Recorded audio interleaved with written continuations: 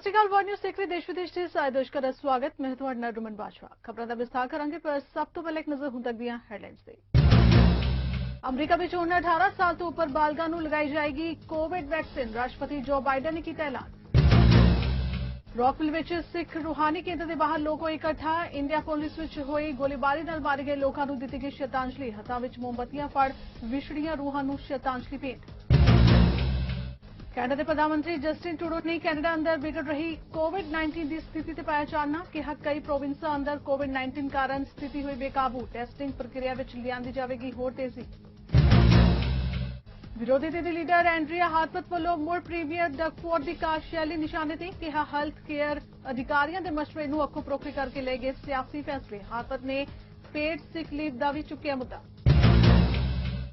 Canada ਵਿੱਚ ਅੰਤਰਰਾਸ਼ਟਰੀ ਨਸ਼ਾ ਤਸਕਰੀ ਗਿਰੋਹ ਦਾ ਪਰਦਾਫਾਸ਼। ਵੱਡੀ ਮਾਤਰਾ ਵਿੱਚ ਹਥਿਆਰ, ਨਸ਼ੀਲੇ ਪਦਾਰਥ, ਕੈਸ਼ ਬਰਾਮਦ। ਗਿਰੋਹ ਦੇ 33 ਮੈਂਬਰ ਗ੍ਰਿਫਤਾਰ। ਅਮਰੀਕਾ ਦੇ ਰਾਸ਼ਟਰਪਤੀ ਜੋ ਬਾਈਡਨ ਨੇ ਕੋਵਿਡ ਟੀਕਾਕਰਨ ਮੁਹਿੰਮ ਦੇ ਉਮਰ ਦੇ ਆਧਾਰ ਤੇ ਲਗਾਈਆਂ ਪਾਬੰਦੀਆਂ ਨੂੰ ਖਤਮ ਕਰ ਦਿੱਤਾ ਹੈ। ਉਹਨਾਂ ਐਲਾਨ ਕੀਤਾ ਹੈ ਕਿ ਹੁਣ ਅਮਰੀਕਾ ਦੇ ਸਾਰੇ ਬਾਲਗ ਨਾਗਰਿਕ ਕੋਰੋਨਾ ਦੀ ਵੈਕਸੀਨ ਲਵਾ ਸਕਦੇ ਨੇ।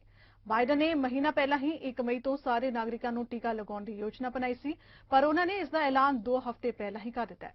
ਅਮਰੀਕਾ ਨੇ ਤਾਂ ਮਈ ਦੇ ਅਖੀਰ ਤੱਕ ਆਪਣੀ ਪੂਰੀ ਬਾਲਗ ਆਬਾਦੀ ਨੂੰ ਕੋਰੋਨਾ ਦਾ ਟੀਕਾ ਲਗਾਉਣ ਦਾ ਪਲਾਨ ਬਣਾਇਆ ਹੋਇਆ ਹੈ। Folks, I have good news. Everybody is eligible as of today to get the vaccine. We have enough of it. You need to be protected, and you need in turn to protect your neighbors and your family. So please, get the vaccine. Indiana police ਵਿੱਚ ਇੱਕ ਅਲੜ ਉਮਰ ਦੇ ਬੰਦੂਕਧਾਰੀ ਵੱਲੋਂ ਕੀਤੀ ਗੋਲੀਬਾਰੀ ਵਿੱਚ 8 ਲੋਕਾਂ ਦੀ ਜਾਨ ਚਲੀ ਗਈ। ਮਰਨ ਵਾਲਿਆਂ ਵਿੱਚ 4 ਸਿੱਖ ਭਾਈਚਾਰੇ ਦੇ ਲੋਕ ਵੀ ਸ਼ਾਮਿਲ ਸਨ। ਰੌਕਵਿਲ ਵਿੱਚ ਸਿੱਖ ਰੂਹਾਨੀ ਕੇਂਦਰ ਦੇ ਬਾਹਰ ਐਤਵਾਰ ਨੂੰ ਲੋਕ ਇੰਡੀਆਨਾ ਪੁਲਿਸ ਵਿੱਚ ਹੋਏ ਇੱਕ ਵਿਸ਼ਾਲ ਗੋਲੀਬਾਰੀ ਦੇ 8 ਪੀੜਤਾਂ ਨੂੰ ਸ਼ਰਧਾਂਜਲੀ ਦੇਣ ਲਈ ਇਕੱਠੇ ਹੋਏ। ਬੱਚਿਆਂ ਨੇ ਹੱਥਾਂ ਵਿੱਚ ਮੋਮਬੱਤੀਆਂ ਫੜ ਕੇ ਇੱਕ ਕੈਂਡਲ ਮਾਰਚ ਵੀ ਕੱਢਿਆ ਤੇ ਅਮਰੀਕਾ ਵਿੱਚ ਪੈਦਾ ਹੋਏ ਫਿਰਕੂਵਾਦ, ਨਸਲਵਾਦ ਤੇ ਹਿੰਸਾ ਦੀ ਭਾਵਨਾ ਦੇ ਖਾਤਮੇ ਦੇ ਨਾਲ ਪਿਆਰ ਅਤੇ ਬਰਾਬਰਤਾ ਦਾ ਸਮਰਥਨ ਦਿੱਤਾ। ਅਮਰੀਕਾ ਵਿੱਚ ਈਕੋ ਸਿੱਖ ਦੇ ਬਾਨੀ ਅਤੇ ਸਿੱਖ ਕੌਂਸਲ ਰਿਲੀਜਨ ਐਂਡ ਐਜੂਕੇਸ਼ਨ ਦੇ ਚੇਅਰਮੈਨ ਡਾਕਟਰ ਰਾਜਵੰਤ ਸਿੰਘ ਨੇ ਕਿਹਾ ਕਿ ਇੰਡੀਆਨਾ ਪੁਲਿਸ ਦੀਆਂ ਘਟਨਾਵਾਂ ਨੇ ਸਿੱਖ ਕੌਮ ਨੂੰ ਸੱਚਮੁੱਚ ਦੇਸ਼ ਭਰ ਵਿੱਚ ਤਬਾਹ ਕਰ ਦਿੱਤਾ ਹੈ ਤੇ ਸਾਨੂੰ ਮਹਿਸੂਸ ਹੋਇਆ ਕਿ ਸਾਨੂੰ ਚੌਕਸੀ ਰੱਖਦਿਆਂ ਆਪਣਾ ਦੁੱਖ ਅਤੇ ਘਾਟੇ ਦੀ ਭਾਵਨਾ ਜ਼ਾਹਿਰ ਕਰਨ ਦੀ ਲੋੜ ਹੈ। ਆਲ ਰੂਲਸ ਏਰੀਆ ਮੁਸਲਿਮ ਸੁਸਾਇਟੀ ਦੇ ਟਰਸਟੀਆਂ ਦੇ ਬੋਰਡ ਦੇ ਚੇਅਰਮੈਨ ਰਿਜ਼ਵਾਨ ਜਾਕਾ ਨੇ ਕਿਹਾ ਕਿ ਸਿੱਖ ਭਾਈਚਾਰਾ ਮਾੜੇ ਪ੍ਰਤੀ ਚੰਗੇ ਨਾਲ ਪ੍ਰਤੀਕਰਮ ਕਰਦਾ ਹੈ। ਇਹ ਉਹ ਚੀਜ਼ ਹੈ ਜੋ ਅਸੀਂ ਸੇਵਾ, ਪਿਆਰ ਅਤੇ ਲਚਕੀਲੇਪਣ ਨਾਲ ਵੇਖੀ ਹੈ। ਇਸ ਮੌਕੇ ਵੱਡੀ ਗਿਣਤੀ ਵਿੱਚ ਹਾਜ਼ਰੀਨਾਂ ਨੇ ਅਮਰੀਕਾ ਭਰ ਵਿੱਚ ਤੇਜ਼ੀ ਨਾਲ ਫੈਲਦੀ ਜਾ ਰਹੀ ਨਸਲੀ ਹਿੰਸਾ ਤੇ ਬੰਦੂਕ ਸੁਧਾਰਾਂ ਦੀ ਮੰਗ ਕੀਤੀ ਤੇ ਪੀੜਿਤ ਪਰਿਵਾਰਾਂ ਦੀ ਮਦਦ ਕਰਨ ਦੇ ਨਾਲ ਇਸ ਘਟਨਾ ਦੀ ਉੱਚ ਪੱਧਰੀ ਜਾਂਚ ਦੀ ਮੰਗ ਕੀਤੀ ਹੈ। ਬਰੈਂਪਟਨ ਉੱਤਰੀ ਤੋਂ ਸੰਸਦ ਮੈਂਬਰ ਰੂਬੀ ਸਹੋਤਾ ਨੇ ਉਪ ਪ੍ਰਧਾਨ ਮੰਤਰੀ ਅਤੇ ਵਿੱਤ ਮੰਤਰੀ ਮਾਨਯੋਗ ਕ੍ਰਿਸਟੀਆ ਫਰੀਲੈਂਡ ਨੂੰ ਫੈਡਰਲ ਬਜਟ ਪੇਸ਼ ਕਰਨ ਵਾਲੀ ਪਹਿਲੀ ਮਹਿਲਾ ਵਿੱਤ ਮੰਤਰੀ ਹੋਣ ਲਈ ਮਾਨਤਾ ਦਿੱਤੀ ਹੈ ਤੇ ਕੈਨੇਡਾ ਸਰਕਾਰ ਦੀ ਯੋਜਨਾ ਦੀ ਪ੍ਰਸ਼ੰਸਾ ਕੀਤੀ ਹੈ। ਉਹਨਾਂ ਕਿਹਾ ਕਿ ਕੋਵਿਡ-19 ਮਹਾਮਾਰੀ ਵਿਰੁੱਧ ਲੜਾਈ ਖਤਮ ਕੀਤੀ ਜਾਏ ਅਤੇ ਇੱਕ ਮਜ਼ਬੂਤ ਅਰਥ ਵਿਵਸਥਾ ਦੀ ਪੁਨਰ ਸਥਾਪਨਾ ਨੂੰ ਯਕੀਨੀ ਬਣਾਇਆ ਜਾਏ, ਜੋ ਕਿ ਇੱਕ ਪਲੇਟਫਾਰਮ ਤੇ ਸਾਰੇ ਕੈਨੇਡੀਅਨਾਂ ਨੂੰ ਨਾਲ ਲੈ ਕੇ ਚੱਲੇ। ਕੋਵਿਡ-19 ਵਾਇਰਸ ਇੱਕ ਮਹਾਮਾਰੀ ਆਰਥਿਕ ਮੰਦੀ ਹੈ। ਇਸ ਨੇ ਘੱਟ ਤਨਖਾਹ ਮਜ਼ਦੂਰਾਂ, ਨੌਜਵਾਨਾਂ, ਬਜ਼ੁਰਗਾਂ ਅਤੇ ਜਾਤੀਗਤ ਕੈਨੇਡਾ ਵਾਸੀਆਂ ਨੂੰ ਸਿੱਧੇ ਤੌਰ ਤੇ ਪ੍ਰਭਾਵਿਤ ਕੀਤਾ। ਐਮਪੀ ਸਹੋਤਾ ਨੇ ਕਿਹਾ ਕਿ ਕਾਰੋਬਾਰਾਂ ਲਈ ਬਹੁਤ ਸਾਰੇ ਕਾਰੋਬਾਰ, ਖਾਸ ਕਰ ਛੋਟੇ ਕਾਰੋਬਾਰ, ਆਪਣੀ ਹੋਂਦ ਦੀ ਲੜਾਈ ਲੜ ਰਹੇ ਨੇ। ਐਮਪੀ ਸਹੋਤਾ ਨੇ ਕਿਹਾ ਕਿ ਬਜਟ 2021 ਇੱਕ ਕੋਵਿਡ-19 ਮੰਦੀ ਦੇ ਖਾਸ ਜ਼ਖਮਾਂ ਨੂੰ ਦੂਰ ਕਰਨ, ਲੋਕਾਂ ਨੂੰ ਪਹਿਲ ਦੇਣ, ਨੌਕਰੀਆਂ ਪੈਦਾ ਕਰਨ, ਮੱਧ ਵਰਗ ਨੂੰ ਵਧਾਉਣ, ਕਾਰੋਬਾਰਾਂ ਨੂੰ ਲੰਬੇ ਸਮੇਂ ਦੀ ਵਿਕਾਸ ਦਰ ਦੇ ਰਾਹ ਪਾਉਣ ਲਈ ਇੱਕ ਇਤਿਹਾਸਿਕ ਨਿਵੇਸ਼ ਹੈ ਅਤੇ ਇਹ ਸੁਨਿਸ਼ਚਿਤ ਕਰਨਾ ਹੈ ਕਿ ਕੈਨੇਡਾ ਦਾ ਭਵਿੱਖ ਸਿਹਤਯਾਬ ਹੋਏਗਾ। ਵਧੇਰੇ ਉਚਿਤ, ਹਰਿਆਲੀ ਭਰਪੂਰ ਅਤੇ ਵਧੇਰੇ ਖੁਸ਼ਹਾਲ ਕੈਨੇਡਾ ਦੀ ਸਰਕਾਰ ਦੀ ਸਭ ਤੋਂ ਵੱਡੀ ਤਰਜੀਹ ਕੈਨੇਡੀਆਂ ਦੀ ਸਿਹਤ ਸੰਭਾਲ ਤੇ ਕੋਵਿਡ ਤੋਂ ਸੁਰੱਖਿਆ ਪ੍ਰਦਾਨ ਕਰਨਾ ਹੈ। ਟੋਰਾਂਟੋ ਖੇਤਰ ਵਿੱਚ ਪੁਲਿਸ ਨੇ ਪ੍ਰੋਜੈਕਟ ਚੀਤਾ ਅਧੀਨ ਕਾਰਵਾਈ ਕਰਦਿਆਂ ਇੱਕ ਵੱਡੇ ਅੰਤਰਰਾਸ਼ਟਰੀ ਨਸ਼ਾ ਤਸਕਰੀ ਗਿਰੋਹ ਦਾ ਪਰਦਾਫਾਸ਼ ਕੀਤਾ ਹੈ ਤੇ ਇਸ ਗਿਰੋਹ ਕੋਲੋਂ 48 ਹਥਿਆਰ, $7,30,000 ਕੈਨੇਡੀਅਨ ਕਰੰਸੀ ਅਤੇ $25 ਲੱਖ ਦੇ ਨਸ਼ੀਲੇ ਪਦਾਰਥ ਜ਼ਬਤ ਕੀਤੇ ਗਏ ਨੇ, ਜਿਨ੍ਹਾਂ ਵਿੱਚ 10 ਕਿਲੋ ਕੋਕੀਨ, 8 ਕਿਲੋ ਕੇਟਾਮਾਈਨ, 3 ਕਿਲੋ ਹੈਰਾਇਨ ਅਤੇ 2.5 ਕਿਲੋ ਅਫੀਮ ਸ਼ਾਮਿਲ ਹੈ। ਇਸ ਸੰਬੰਧ ਵਿੱਚ ਪੁਲਿਸ ਵੱਲੋਂ 8 ਅਪ੍ਰੈਲ ਨੂੰ ਓਨਟਾਰੀਓ, ਡੀਸੀ ਅਤੇ ਕੈਲੀਫੋਰਨੀਆ ਵਿੱਚ 50 ਤੋਂ ਵੱਧ ਸਰਚ ਵਾਰੰਟਾਂ ਉੱਪਰ ਕਾਰਵਾਈ ਕੀਤੀ ਗਈ ਸੀ। ਪੁਲਿਸ ਵੱਲੋਂ ਕੈਨੇਡਾ ਅਤੇ ਅਮਰੀਕਾ ਵਿੱਚ ਹੁਣ ਤੱਕ 33 ਵਿਅਕਤੀ ਗ੍ਰਿਫਤਾਰ ਕੀਤੇ ਗਏ ਨੇ। ਵੱਡੀ ਨਮੋਸ਼ੀ ਇਸ ਗੱਲ ਦੀ ਹੈ ਕਿ ਗ੍ਰਿਫਤਾਰ ਕੀਤੇ ਇਨ੍ਹਾਂ ਲੋਕਾਂ ਵਿੱਚ ਵੱਡੀ ਗਿਣਤੀ ਵਿੱਚ ਪੰਜਾਬੀ ਸ਼ਾਮਿਲ ਹੈ।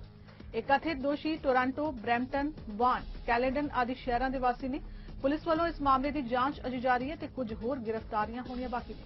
ਵੈਨਕੂਵਰ ਸ਼ਹਿਰ ਵਿੱਚ ਇੱਕ ਰੈਸਟੋਰੈਂਟ ਦੇ ਬਾਹਰ ਮਾਰੇ ਗਏ ਵਿਅਕਤੀ ਦੀ ਪਛਾਣ 31 ਸਾਲਾ ਹਰਪ੍ਰੀਤ ਸਿੰਘ ਧਾਲੀਵਾਲ ਵਜੋਂ ਹੋਈ ਹੈ ਅਤੇ ਉਹ ਐਕਸਪੋਰਟ ਦਾ ਰਹਿਣ ਵਾਲਾ ਸੀ। ਪੁਲਿਸ ਮੁਤਾਬਿਕ ਹਰਪ੍ਰੀਤ ਸਿੰਘ ਧਾਲੀਵਾਲ ਨੂੰ ਸ਼ਾਮ 8 ਵਜੇ ਕੋਲਾ ਹਾਰਬਰ ਵਿੱਚ ਕਾਰਡੀਓ ਰੈਸਟੋਰੈਂਟ ਦੇ ਬਾਹਰ ਗੋਲੀ ਮਾਰ ਕੇ ਕਤਲ ਕਰਤਾ ਗਿਆ। ਜਾਂਚ ਅਧਿਕਾਰੀਆਂ ਦਾ ਮੰਨਣਾ ਹੈ ਕਿ ਉਸ ਨੂੰ ਮਿੱਥ ਕੇ ਨਿਸ਼ਾਨਾ ਬਣਾਇਆ ਗਿਆ ਸੀ। ਜ਼ਿਕਰ ਖਾਸ ਹੈ ਕਿ ਹਰਪ੍ਰੀਤ ਸਿੰਘ ਧਾਲੀਵਾਲ ਦਾ ਕਤਲ ਸਾਲ 2021 ਦੌਰਾਨ ਵੈਨਕੂਵਰ ਵਿੱਚ ਹੋਇਆ ਪੰਜਵਾਂ ਕਤਲ ਹੈ। ਐਮਪੀਪੀ ਨੀਨਾ ਤਾਂਗੜੀ ਨੇ ਲੋਕਾਂ ਨੂੰ ਜਾਣਕਾਰੀ ਦਿੱਤੀ ਹੈ ਕਿ ਜੋ ਵੀ ਪ੍ਰੋਵਿੰਸ ਵਾਸੀ ਹੌਟਸਪੌਟ ਪੋਸਟਲ ਕੋਡ ਇਲਾਕੇ ਵਿੱਚ ਰਹਿੰਦੇ ਨੇ ਉਹਨਾਂ ਲਈ ਉਮਰ ਹੱਦ ਘਟਾ ਕੇ 50 ਸਾਲ ਕੀਤੀ ਗਈ ਹੈ। ਅਜੇ ਇਲਾਕੇ ਵਿੱਚ 50 ਸਾਲ ਜਾਂ ਇਸ ਤੋਂ ਜ਼ਿਆਦਾ ਉਮਰ ਵਾਲਾ ਵਿਅਕਤੀ ਵੈਕਸੀਨ ਲਗਵਾ ਸਕਦਾ ਹੈ ਤੇ ਇਸ ਤੋਂ ਇਲਾਵਾ ਜੋ ਵੀ ਵਿਅਕਤੀ ਸਿਹਤ ਪਰੇਸ਼ਾਨੀਆਂ ਨਾਲ ਜੂਝ ਰਿਹਾ ਹੈ ਉਹ ਵੀ ਹੁਣ ਵੈਕਸੀਨ ਲਗਵਾ ਸਕਦੇ ਨੇ। ਤਾਂਗੜੀ ਨੇ ਆਖਿਆ ਕਿ ਕੋਈ ਵੀ ਜਾਣਕਾਰੀ ਹਾਸਲ ਕਰਨ ਲਈ ਫੋਨ ਜਾਂ ਈਮੇਲ ਰਾਹੀਂ ਉਹਨਾਂ ਦੇ ਦਫ਼ਤਰ ਨਾਲ ਸੰਪਰਕ ਕੀਤਾ ਜਾ ਸਕਦਾ ਹੈ। Hi, I'm Nina Tangri, your Member of Provincial Parliament in Mississauga Streetsville. We have made significant progress on vaccinations over the past week, and I wanted to share with you some recent changes so that you are up to date. If you are aged 50 and over and live in an identified hotspot postal code, including L5M, L5N and L5W, you are eligible for a COVID-19 vaccine today. Visit ontario.ca/bookvaccine or call 1-888-999-6488 to book at a mass immunisation site or visit thp.ca to book through the hospital. If you are 55 or older, you can also get a vaccine through one of the many pharmacies in and around the riding. For a full list of participating pharmacies, please visit my website at ninatangri.ca. Ontario ਵਿੱਚ ਵਿਰੋਧੀ ਧਿਰ ਦੇ leader ਐਂਡਰੀਆ ਹਾਥਵਰਥ ਵੱਲੋਂ ਮੁੜ premier ਡਗਫੋਰਡ ਦੀ ਕਾਰਜਸ਼ੈਲੀ ਤੇ ਉਂਗਲ ਚੁੱਕੀ ਗਈ ਹੈ। ਉਹਨਾਂ ਆਖਿਆ ਕਿ ਇਸ ਸਮੇਂ ਹੈਲਥ ਕੇਅਰ ਵਰਕਰਜ਼ ਜ਼ਿਆਦਾ ਕੰਮ ਕਰ ਰਹੇ ਨੇ ਅਤੇ ਲੋਕ ਤੀਜੀ ਵੇਵ ਦਾ ਸਾਹਮਣਾ ਕਰ ਰਹੇ ਨੇ। ਉਹਨਾਂ ਦੋਸ਼ ਲਗਾਇਆ ਕਿ ਪ੍ਰੀਮੀਅਰ ਡਗਫੋਰਡ ਵੱਲੋਂ ਹੈਲਥ ਕੇਅਰ ਅਧਿਕਾਰੀਆਂ ਦੇ ਮਸ਼ਵਰੇ ਨੂੰ ਅੱਖੋਂ ਪਰੋਖੇ ਕਰਕੇ ਸਿਆਸੀ ਫੈਸਲੇ ਲਏ ਗਏ। ਹਾਥਵਰਥ ਨੇ ਪੇਡ ਸਿਕ ਲੀਵ ਦਾ ਮੁੱਦਾ ਵੀ ਚੁੱਕਿਆ। For some time now, the Premier of this province has been warned by the experts that we will not be able to vaccinate our way out of the trouble that we're in.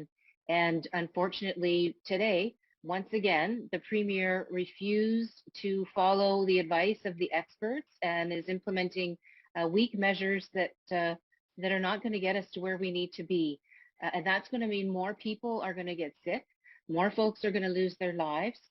We're going to see more devastation in our hospitals. More of our frontline healthcare workers are going to be overworked, overwhelmed, and people aren't going to be getting the attention that they need for other kinds of procedures and necessary attention at the hospitals. And this is not what should be happening. I mean, the Premier is once again making decisions based on politics as opposed to the expert advice, and it shouldn't be that way. We are in an absolute crisis. Premier Ford ਵੱਲੋਂ Ontario ਵਿੱਚ ਕੋਵਿਡ-19 ਦੇ ਵੱਧਦੇ ਕੇਸਾਂ ਦੇ ਮੱਦੇਨਜ਼ਰ ਤੇ ਹਸਪਤਾਲਾਂ ਵਿੱਚ ਮਰੀਜ਼ਾਂ ਦੀ ਜ਼ਿਆਦਾ ਗਿਣਤੀ ਹੋਣ ਕਾਰਨ ਬਾਕੀ ਪ੍ਰੋਵਿੰਸਾਂ ਤੋਂ ਸਹਾਇਤਾ ਮੰਗੀ ਗਈ ਸੀ। ਇਸ ਦੌਰਾਨ ਨਿਊ ਫਾਊਂਡਲੈਂਡ ਅਤੇ ਲੈਬਰਾਡੋਰ ਦੇ ਪ੍ਰੀਮੀਅਰ ਵੱਲੋਂ ਹੱਥ ਅੱਗੇ ਵਧਾਇਆ ਗਿਆ ਸੀ, ਜਿਨ੍ਹਾਂ ਇੱਕ ਵਾਰ ਮੁੜ ਓਨਟਾਰੀਓ ਨੂੰ ਇਨ੍ਹਾਂ ਹਾਲਾਤਾਂ ਨਾਲ ਨਜਿੱਠਣ ਵਾਸਤੇ ਸਹਾਇਤਾ ਦੇਣ ਦੀ ਪੇਸ਼ਕਸ਼ ਕੀਤੀ ਹੈ। ਕਾਬਲੇ ਗੌਰ ਹੈ ਕਿ ਅਲਬਰਟਾ ਦੇ ਪ੍ਰੀਮੀਅਰ ਜੇਸਨ ਕੈਰੀ ਨੇ ਆਪਣੀ ਪ੍ਰੋਵਿੰਸ ਵਿੱਚ ਕੋਵਿਡ ਕੇਸਾਂ ਕਾਰਨ ਮਦਦ ਤੋਂ ਇਨਕਾਰ ਕਰ ਦਿੱਤਾ ਸੀ। So we chatted a bit about the situation in Ontario as it pertains to COVID-19 and the outbreak. And we have offered to the Prime Minister, as we did to Premier Ford last week, any support Newfoundland and Labrador could give in terms of personnel, equipment, supplies, within our own capacity, of course, recognizing that Newfoundland and Labrador is a small province, but we recognize the significant impact this is having on Canadians living in Ontario, and we want to be able to help. No, but I mean, from my previous life, I've seen how a small province can give back on an international stage. Sometimes the medical relief comes in small packages, but makes a big impact in local communities. So, having a group of organized medical professionals to go in and help in these COVID units and critical care units would be an incredible asset for the people of Ontario, and that's what we're trying to organize right now here on the ground. Canada ਦੇ ਅੰਤਰ ਸਰਕਾਰੀ ਮਾਮਲਿਆਂ ਦੇ ਮੰਤਰੀ ਡੈਮਨਿਕ ਲੋਮਲੇਕ ਨੇ ਕਿਹਾ ਕਿ Canada ਸਰਕਾਰ ਓਨਟਾਰੀਓ ਵਿੱਚ ਕੋਵਿਡ-19 ਮਾਮਲਿਆਂ ਦੇ ਬੇਤਹਾਸ਼ਾ ਹੋ ਰਹੇ ਵਾਧੇ ਕਾਰਨ ਵਾਧੂ ਸੁਰੱਖਿਆ ਸਟਾਫ ਅਤੇ ਮੈਡੀਕਲ ਸੁਵਿਧਾਵਾਂ ਵਿੱਚ ਵਿਸਥਾਰ ਕਰਨ ਜਾ ਰਹੀ ਹੈ। ਉਹਨਾਂ ਕਿਹਾ ਕਿ ਫੈਡਰਲ ਸਰਕਾਰ ਵੱਲੋਂ ਪ੍ਰੋਵਿੰਸ ਓਨਟਾਰੀਓ ਲਈ ਸਾਰੀਆਂ ਸੁਵਿਧਾਵਾਂ ਦੇ ਖਰਚੇ ਨਜਿੱਠੇ ਜਾਣਗੇ। As an Atlantic Canadian, I want to begin by acknowledging this very sad anniversary. 1 year ago, all Canadians witnessed the horrible events in Nova Scotia, and our thoughts are with the families and the victims of these tragic events. From the start of the pandemic, the health and safety of all Canadians has been our government's #1 priority. Today, we remain committed to do whatever it takes to protect and support every Canadian in the fight against COVID-19. The situation in Ontario is evolving quickly, and the increasing numbers of COVID cases are a source of concern to all Canadians. Yesterday, at the Prime Minister's request, I convened a Saturday meeting of the COVID-19 Cabinet Committee. ਇਸ ਵੇਲੇ ਜਿੱਥੇ ਵਿਸ਼ਵ ਭਰ ਵਿੱਚ corona virus ਨੇ ਹੁਣ ਹੋਰ ਵੀ ਵਿਕਰਾਲ ਰੂਪ ਧਾਰਨ ਕਰ ਲਿਆ, ਉੱਥੇ ਹੀ ਕੋਵਿਡ-19 ਵੈਕਸੀਨ ਦੀਆਂ ਡੋਜ਼ਾਂ ਵੀ ਸਾਰੇ ਦੇਸ਼ਾਂ ਦੇ ਨਾਗਰਿਕਾਂ ਨੂੰ ਤੜਾਤੜ ਮੁਹੱਈਆ ਕਰਵਾਈਆਂ ਜਾ ਰਹੀਆਂ ਨੇ।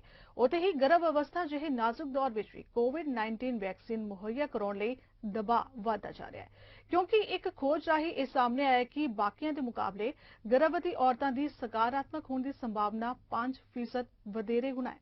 Moving around, it was the cutest thing. I cried a little bit. So I've had to stop working about a month ago because of the high stress of keeping myself safe at work. I would personally love to see pregnant women have access to the vaccine now because of their increased vulnerability. Young, healthy women who do not have any other pre-existing medical concerns. And so now it's not just a disease of those who are at risk, it's a disease of anybody. Especially with rising variant numbers in Alberta, it feels especially good to have had the vaccine. I know that I'll feel a lot safer once I'm vaccinated. ਜਿਵੇਂ corona virus ਦਾ ਪ੍ਰਭਾਵ ਵਧਦਾ ਜਾ ਰਿਹਾ ਹੈ, ਉਵੇਂ ਇਸ ਦੇ ਇਲਾਜ ਦਾ ਠੋਸ ਹੱਲ ਕੱਢਣਾ ਵਿਗਿਆਨੀਆਂ ਲਈ ਚੁਣੌਤੀ ਬਣਦਾ ਜਾ ਰਿਹਾ ਹੈ। ਵਿਗਿਆਨੀਆਂ ਦਾ ਕਹਿਣਾ ਹੈ ਕਿ ਸਿਰਫ ਇੱਕ ਵੈਕਸੀਨ ਹੀ ਨਹੀਂ ਬਲਕਿ ਇਸ ਵਾਇਰਸ ਤੋਂ ਨਿਜਾਤ ਪਾਉਣ ਲਈ ਨਵੀਆਂ ਦਵਾਈਆਂ ਵੀ ਤਿਆਰ ਕੀਤੀਆਂ ਜਾ ਰਹੀਆਂ ਨੇ। ਟੋਰਾਂਟੋ ਦੇ ਵਿਗਿਆਨੀ ਵੀ ਇਸ ਖੋਜ ਨੂੰ ਨੇਪਰੇ ਚੜਾਉਣ ਵਿੱਚ ਲੱਗੇ ਹੋਏ ਨੇ।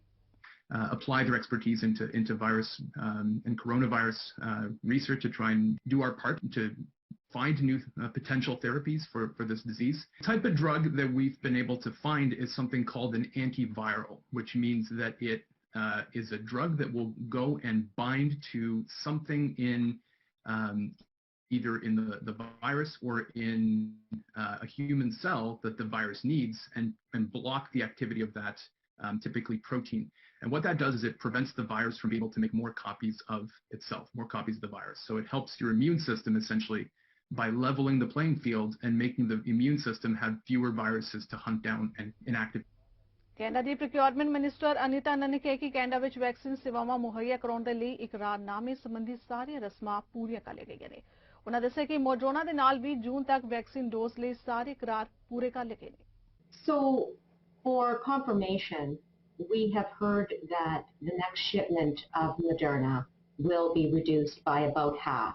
Yeah. We are still pressing the company to provide the deliveries for June, obviously, and that's still an ongoing conversation that we are having.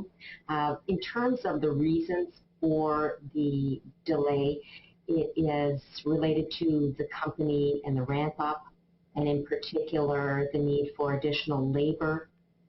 That is the information that we have been given by the company.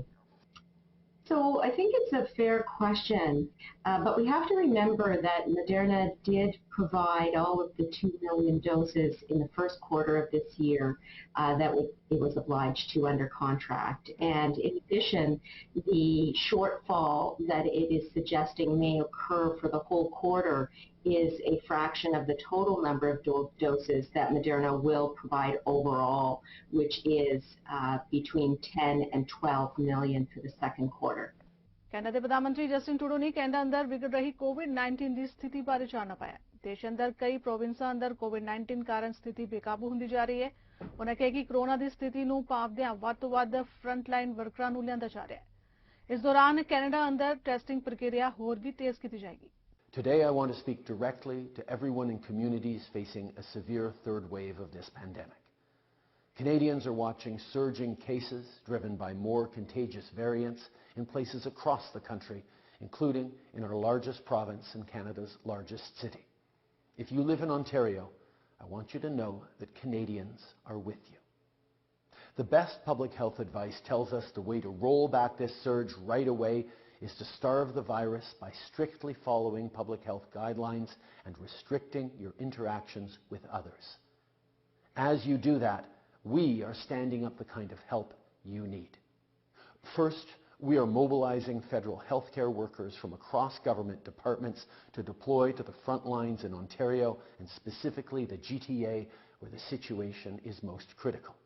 From national defence to immigration, departments across the federal government are standing up support. Pharmacies ਤੇ primary care settings ਵਿੱਚ 40 ਸਾਲ ਤੇ ਇਸ ਤੋਂ ਵੱਧ ਉਮਰ ਦੇ ਲੋਕਾਂ ਨੂੰ ਆਕਸਫੋਰਡ ਦੀ ਐਸਟਰਾਜੈਨੇਕਾ ਵੈਕਸੀਨ ਲਗਾਈ ਜਾਏਗੀ। ਸਿਹਤ ਮੰਤਰੀ ਕ੍ਰਿਸਟੀਨ ਐਲੀਟ ਦੇ ਬੁਲਾਰੇ ਨੇ ਇਸ ਦੀ ਪੁਸ਼ਟੀ ਕੀਤੀ ਹੈ। ਉਨ੍ਹਾਂ ਆਖਿਆ ਕਿ ਮੌਜੂਦਾ ਸਪਲਾਈ ਦੇ ਆਧਾਰ ਉੱਤੇ ਇਸ ਗੱਲ ਦੀ ਪੁਸ਼ਟੀ ਕਰ ਰਹੇ ਹਨ ਕਿ ਹੁਣ ਪ੍ਰੋਵਿੰਸ ਵਿੱਚ ਅਜਿਹਾ ਹੋਵੇਗਾ। ਇੱਥੇ ਦੱਸਣਾ ਬਣਦਾ ਹੈ ਕਿ ਕੋਵਿਡ-19 ਦੇ ਦਿਨੋ-ਦਿਨ ਵੱਧ ਰਹੇ ਮਾਮਲਿਆਂ ਨੂੰ ਧਿਆਨ ਵਿੱਚ ਰੱਖਦੇ ਹੋਇਆ ਲੋਕਾਂ ਨੂੰ ਹਸਪਤਾਲ ਵਿੱਚ ਦਾਖਲ ਕਰਾਉਣ ਦੇ ਚੱਲਦਿਆਂ ਪ੍ਰੋਵਿੰਸ਼ੀਅਲ ਸਰਕਾਰਾਂ ਨੂੰ ਵੈਕਸੀਨ ਵੱਧ ਤੋਂ ਵੱਧ ਲੋਕਾਂ ਤੱਕ ਉਪਲਬਧ ਕਰਾਉਣ ਦੀ ਮੰਗ ਵਧਦੀ ਜਾ ਰਹੀ ਸੀ।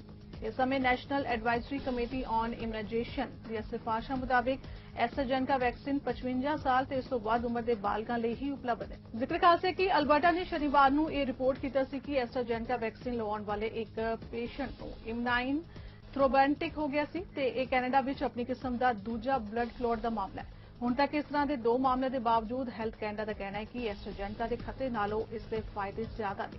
ਏਜੰਸੀ ਵੱਲੋਂ 18 ਸਾਲ ਤੇ ਇਸ ਤੋਂ ਵੱਧ ਉਮਰ ਦੇ ਲੋਕਾਂ ਲਈ ਇਸ ਦੀ ਵਰਤੋਂ ਦੀ ਮਨਜ਼ੂਰੀ ਦਿੱਤੀ ਗਈ ਹੈ। ਐਤਵਾਰ ਦੁਪਹਿਰ ਨੂੰ ਜਦੋਂ ਇੱਕ ਨਿਊਜ਼ ਕਾਨਫਰੰਸ ਵਿੱਚ ਫੈਡਰਲ ਸਿਹਤ ਮੰਤਰੀ ਪੈਟੀ ਹਾਸੂ ਤੋਂ ਇਹ ਪੁੱਛਿਆ ਗਿਆ ਕਿ ਉਹ ਐਸਟਰਾਜੈਨੇਕਾ ਵੈਕਸੀਨ ਲਈ ਉਮਰ ਘਟਾਉਣ ਦੇ ਹੱਕ ਵਿੱਚ ਨਹੀਂ ਤਾਂ ਉਹਨਾਂ ਆਖਿਆ ਕਿ ਪ੍ਰੋਵਿੰਸ ਤੇ ਟੈਰੀਟਰੀ 18 ਸਾਲ ਤੋਂ ਉੱਪਰ ਕਿਸੇ ਵੀ ਉਮਰ ਵਰਗ ਲਈ ਐਸਟਰਾਜੈਨੇਕਾ ਦੀ ਵਰਤੋਂ ਕਰਨ ਲਈ ਆਜ਼ਾਦ ਨੇ। ਫਿਲਹਾਲ ਵਰਲਡ ਨਿਊਜ਼ ਵਿੱਚ ਇੰਨਾ ਹੀ। ਦੇਸ਼ ਉਹਨਾਂ ਦੀ ਬਾਕੀ ਖਬਰਾਂ ਦੀ ਜਾਣਕਾਰੀ ਲਈ ਤੁਸੀਂ ਬਣੇ ਰਹੋ ਸਾਡੇ ਨਾਲ। ਛਟਿਕਾ ਟਾਈਮ ਟੀਵੀ ਤੇ। ਧੰਨਵਾਦ।